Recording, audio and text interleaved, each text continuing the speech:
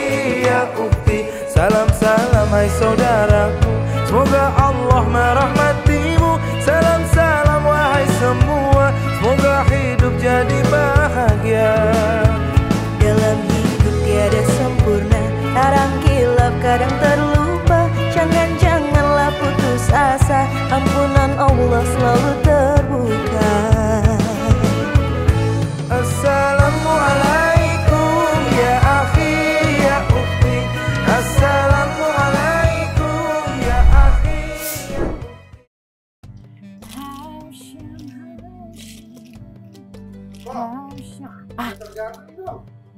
Wah. Bisa gak? Ni hao. Coba cewek ya Shani, terusan yang gak tahu lagi. Lu mah ngerjain gua aja sih, ya Allah. Assalamualaikum. Waalaikumsalam. Gimana, Po? Apa kabar ini ya Allah? Alhamdulillah. Dari mana Mas Garda? Habis jalan-jalan tadi lihat balapan motor. Terus habis lihat balapan motor. Puasa pada balapan. Kok Mau sahur nih? Mau sahur. Boleh nggak lupa? Boleh, duduk deh. Ntar dibuatin. Saya ngajakin teman saya janjian sama teman saya. Terus saya boleh kelihatannya bagaimana kalau Mas Garda di situ? Kan kamera ini. Mas Garda sini aja. Mau sahur apa nih? Ntar dulu. Teri, orek, apa ayam? Yang paling spesial di sini deh. Terus tolong disiapin juga minuman hangat tapi nggak manis karena Hangat tapi nggak manis. Iya, tapi nggak manis karena saya janjian sama teman saya. Nah, jadi sekalian kita ajakin ngobrol. Oh berdua. Oke, ya udah disiapin dulu. Ya, duduk deh. Iya. Mana temennya Mas Garda? Nggak nyampe. Nah itu tuh temennya tuh. Oh ini, Assalamualaikum. Ustaz. Assalamualaikum. Waalaikumsalam warahmatullahi wabarakatuh. Mari Pak Ustaz. Gimana Pak Ustaz kabarnya? Ya alhamdulillah masih diberi kesehatan oleh Allah. Alhamdulillah. Kok ini tadi yang saya bilang. Anget tapi nggak manis. Siap. Pak Ustadz mau teri, orek, apa ayam nih? Wah. Apa terserah saya aja nih? Iya terserah saja dah. Oke deh. Oke disiapin. Lanjut deh ngobrol dulu. Siapin. Iya. Pak Ustadz,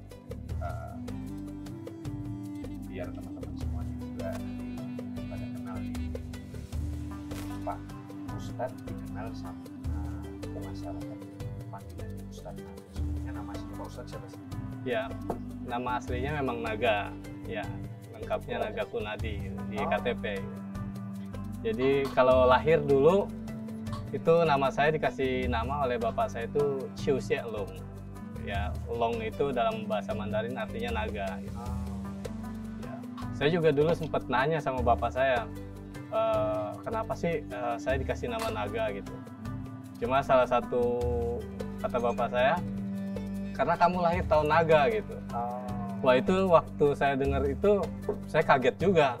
Alhamdulillah saya lahir tahun naga gitu. Kalau tahun monyet gitu ya Pak bisa. Pak Ustadz, kayak sekarang dong tahun naga ya? Iya. Wih, sekarang tahun naga betul. Iya. Terus Pak Ustadz, banyak teman-teman yang penasaran, termasuk saya, karena belum lama kenal, terus kemudian ikut kajiannya Pak Ustadz juga.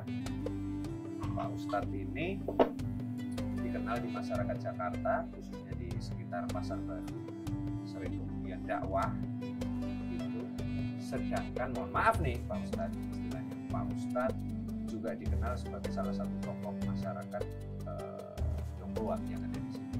Sebenarnya sejarah Pak Ustadz Naga sendiri secara pribadi yang di satu sisi adalah seorang Tionghoa, tapi di sisi yang lain juga memeluk Islam, itu sebenarnya sejak kapan? Kalau awalnya sih karena sebenarnya yang menjadi pemicu itu gara-gara waktu SMP saya pernah mimpi. pernah mimpi serem sekali gitu.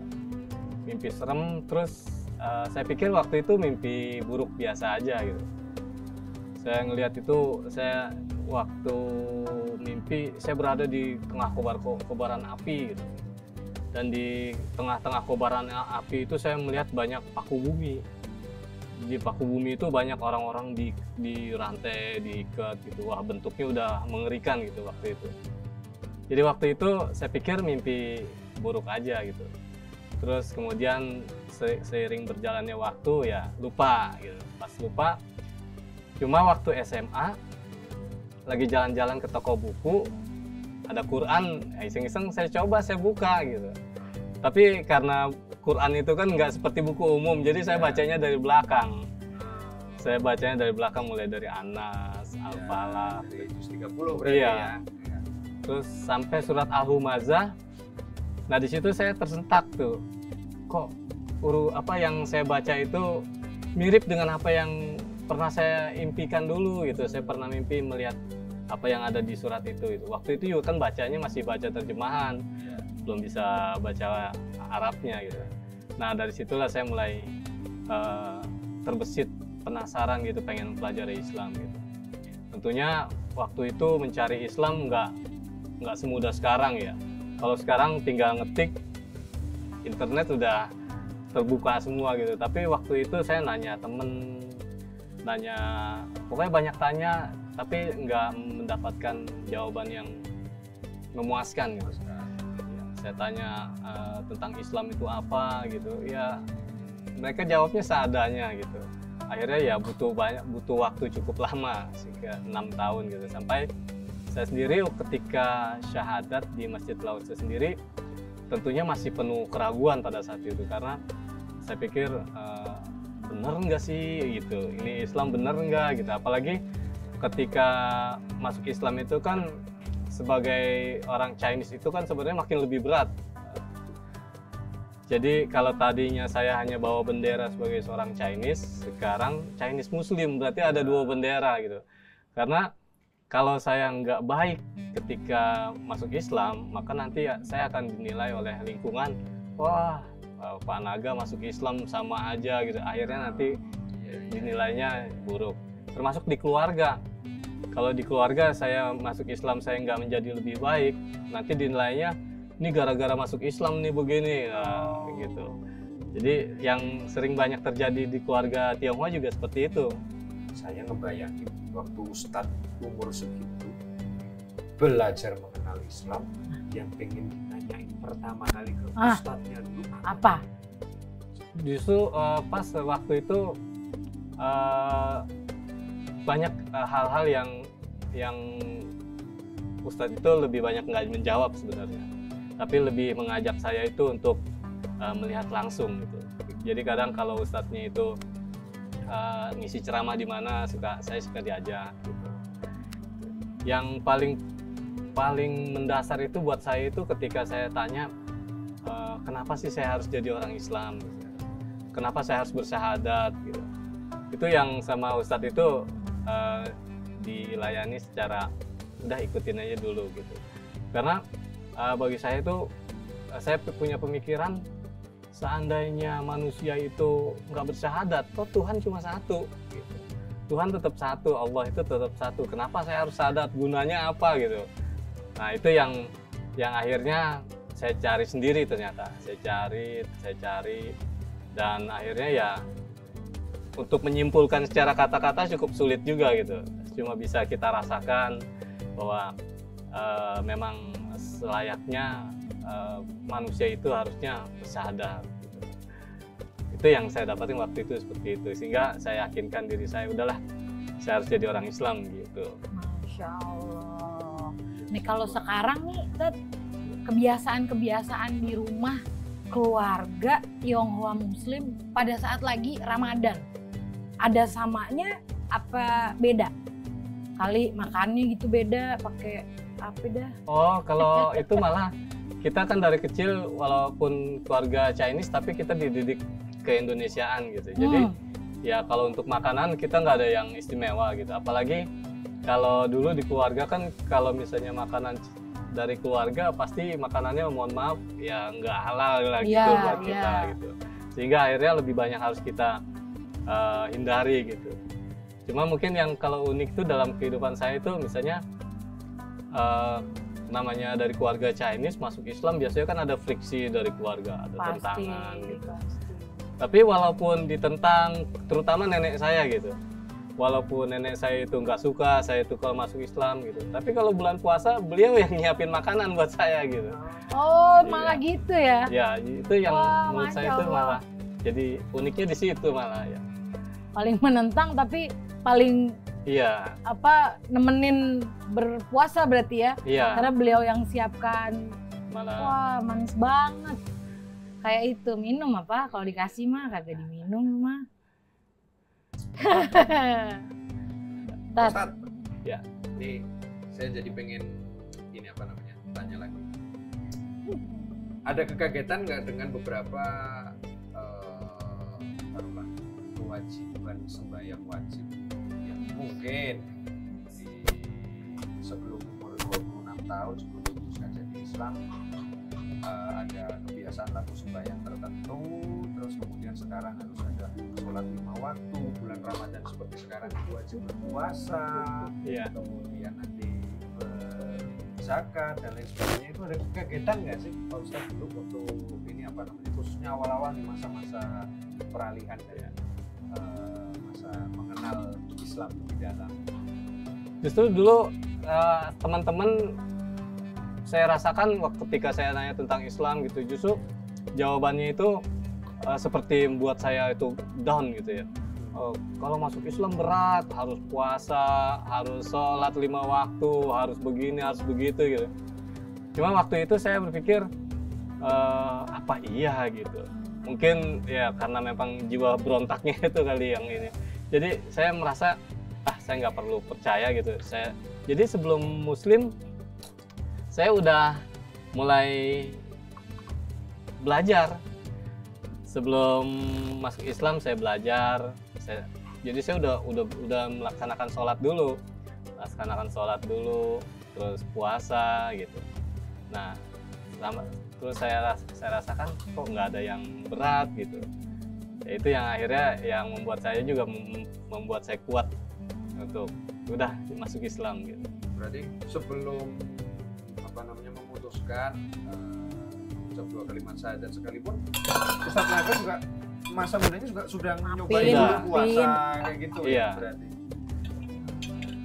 pengalamannya luar biasa. Terus kalau bulan Ramadan kayak gini kayak yang ayam-ayam. khas di rumah nih, yang khas di rumah tempatnya Ustadz Naga ini makanan khasnya. Kalau untuk makanan khas ini baru saya mau istilahnya mau saya bikin di keluarga saya sendiri gitu. Kalau keluarga orang tua saya yang dulu kan keluarga inti kan mungkin makanannya relatif nggak halal buat kita gitu. Jadi sekarang ini saya coba istri saya tuh saya suruh bikin makanan Tionghoa yang halal gitu. Contohnya apa? Ya. Contohnya apa? Ya misalnya dimsum. Nah, dimsum. Oh, menunya makanan Chinese tapi bahan-bahannya halal gitu ya Tat ya? Iya, seperti Oh, itu. jadi dimsumnya ayam gitu ya? Iya. Wah, itu menarik tuh. Kalau misalnya saya nih, Ustadz, saya ini misalnya orang Jawa, rasanya kayak belum puas aja kalau belum ada buka puasa pakai kolak gitu, misalnya pakai kolak. Terus nggak tahu tuh si Simpo kebiasaannya buka puasa pakai apa? Kalau di Pakai bismillah. oh iya. Lu mah pakai bismillah dulu. Kalau si Ustadz Naga berarti juga dalam prosesnya sekarang ada makanan spesifik yang memang disiapkan untuk hidangan selama bulan Ramadan yang kayak jadi sesuatu yang dikangenin gitu. Ya nggak sih? Ya kalau sebenarnya sih ada ya, cuma belum bisa terrealisasi itu karena kita di Masjid Lauco itu kan ketika awal didirikan memang tujuannya itu untuk pembauran gitu, sehingga zaman dulu itu Masjid Lauco itu justru bagaimana orang Chinese itu bisa berasimilasi menjadi warga pribumi gitu, sehingga banyak kita itu justru lebih familiar dengan makanan-makanan yang sudah ada di Nusantara ini gitu. Walaupun sebenarnya kan makanan-makanan Chinese itu juga sudah familiar, misalnya mie ayam, bakso, siomay, itu kan makanan-makanan dari orang Chinese sebenarnya gitu. Tapi karena memang sudah berbaur ya, udah kita nggak begitu harus ada khusus gitu. Kita nggak sampai ke situ tuh belum. Diminum dulu, Tat. Ya, masih diminum dulu. Iya, silakan. Kok pernah nggak kok ngebayangin harus belajar sesuatu yang baru gitu, dari nol Pas udah gede. umur 26 tahun, terus salah satu yang dipelajarin adalah nggak makan selama kurang lebih 12 jam. Pengalaman puasa pertama Nah. Kita bertanya-tanya, ini kuat nggak ya. Wah, tenggorokan itu sampai kering gitu. Tapi ada satu kenikmatan memang begitu berbuka, wah ternyata kuat gitu. Ternyata saya kuat gitu. Nah itu berlanjut hari kedua, hari ketiga. Kadang ada momentum di mana lupa sahur, itu juga. pakai sahur juga berarti? Sahur. Sering lupa sahur. Nah begitu lupa sahur, kira-kira besok kuat nggak ya? Kuat nggak gitu? Tapi coba jalan, ternyata kuat. Nah itu ketika kita sudah mengalami beberapa problem kayak gitu, jadi kita lama-lama mau sahur mau nggak sahur gitu. Pokoknya kalau udah waktu puasa ya jalan aja puasa gitu. Nah nih, bulan Ramadan 30 hari, nanti di akhir, di ujungnya ini ada kalau pengalamannya Ustadz Naga sendiri secara pribadi dan keluarga di sini, Ustadz Naga dan di sekitar masjid, itu lebaran bagi masyarakat Tionghoa yang muslim seperti Ustadz Naga dan keluarga ini, itu rasanya kayak gimana sih? Saya penasaran. Iya. Ya kalau awalnya itu kalau pas Idul Fitri gitu, biasanya tuh setelah kita ada kalau di Masjid Lauce itu ada makan bersama gitu, karena memang kebiasaan Chinese kan begitu tuh. Malam Imlek ada makan bareng gitu, terus Imleknya juga makan bareng. Jadi kalau di Masjid Lauce juga setelah sholat Id kita adakan tuh makan bareng di atas di dalam masjid. Ya untuk nostalgia lah, nostalgia pernah kalau hari raya itu makan bareng gitu. Nah cuma biasanya kalau pas setelah makan bareng udah mulai pada pulang, nah di situ kita mulai merasa sendiri tuh. Kayaknya apalagi saya orang Jakarta, orang-orang bisa pulang kampung, terus bisa ketemu sanak saudaranya, sedangkan kita itu biasanya sendiri gitu. Ya itu yang cukup bagi kita tuh cukup sedih gitu ya. Kita merayakan Idul Fitri itu sendiri gitu. Tapi setelah ya kalau udah nikah itu ya ada Perasaan yang beda gitu ya, karena nggak sendiri. Udah nggak sendiri lagi gitu ya. Jadi kita punya makanya harus teman-teman kita di sana kita dorong, udah cepet nikah, misalnya kalau yang belum nikah biar nggak sendiri. Biar lebarannya nggak sendiri. Biar lebarannya nggak sendiri. Nah, Tat, karena ini udah mau deketin imsak, belum pada mulai sahurnya nih, mendingan makan dulu. Makan sahur, saya juga mau nutup. Sobat BKN yang ada di rumah, itu tadi obrolan kita sama Ustadz Naga, ya kan? Nah sekarang biarin Ustadz sarapan sahur, ya. Juga lagi sahur kan? Nah kita ketemu besok lagi di Inspirasi Ramadan BKN PDI Perjuangan. Wassalamualaikum warahmatullahi wabarakatuh.